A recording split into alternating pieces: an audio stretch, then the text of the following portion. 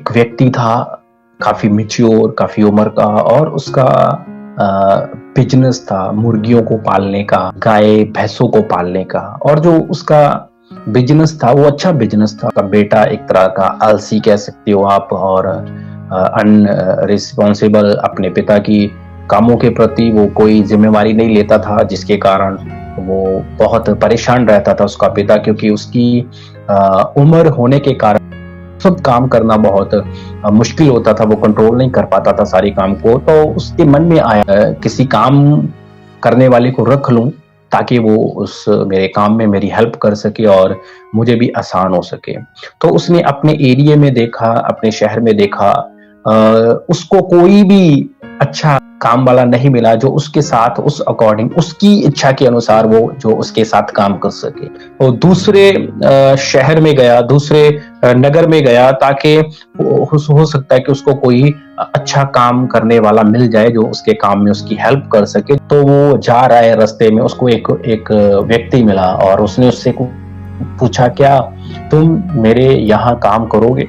उसने अपना काम बताया और उसने उसको मना कर दिया, और वो थोड़ा निराश होकर फिर आगे जाने लगा।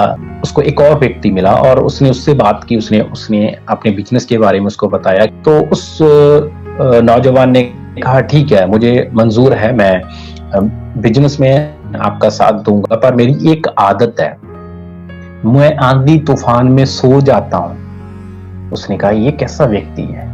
उसने कहा, चलो कोई बात नहीं। उसके मन में आया, आंधी तूफान कौन से रोज रोज आते हैं, अगर कोई आएगा ये सो भी जाएगा तो कोई बात नहीं। उसने उसकी वो बात को मान लिया, क्योंकि उसको जरूरत थी, उसके काम में कोई हेल्प करने वाला नहीं था। और उसने उसको वो अपने घर में लेकर आया और वो उसके घर में काम करने लगा। और कुछ महीनों के बाद उसका जो मालिक था, उसको किसी दूसरे शहर में बहुत कोई अर्जेंट काम के लिए जाना था, और वो दूसरे शहर को गया।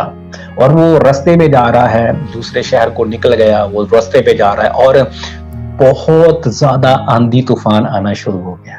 और उस मालिक को याद आया कि उसके वो जो काम वाले ने कहा था, मैं आंधी तूफान में सो जाता हूं।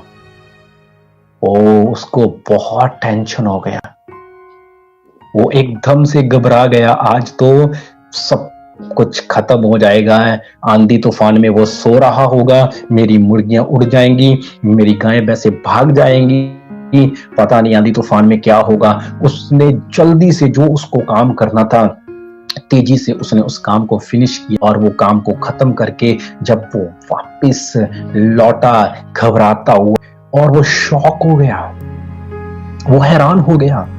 उसने देखा मुर्गियां अपने स्थान पे है, गाय भैंसे अपने स्थान पर है। उसने सोचा कि यार ये कैसे है, इसने तो कहा था कि मैं आंधी तूफान में सोना चाहता हूं। और जब वो उसके रूम में गया, वो रूम के अंदर गया, तो उसने क्या देखा कि वो लड़का वैसे ही जैसे उसने बताया था कि आंधी तूफान में मैं सो जाता हूं, मुझे सोना आता है। उसने देखा कि वो सो रहा है।